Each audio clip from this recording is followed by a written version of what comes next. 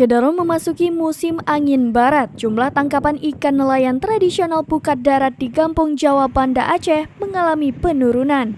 Panglima Laut Banda Aceh, Pawang Surya Suib kepada serambinews.com pada Minggu 3 Juli 2022 mengatakan, selama musim angin barat, jumlah tangkapan ikan oleh nelayan pukat darat di daerah tersebut mengalami penurunan. Berbanding terbalik saat musim angin timur, di mana hasil tangkapan ikan para nelayan sedikit lebih banyak. Selain angin kencang, kondisi air laut yang lumayan keruh juga mempengaruhi jumlah hasil tangkapan ikan. Jika selama musim timur, nelayan bisa memperoleh hasil penjualan ikan Rp2 juta hingga Rp4 juta. Namun, pada musim barat, penghasilan bisa menurun drastis menjadi Rp100.000 hingga Rp50.000 per hari.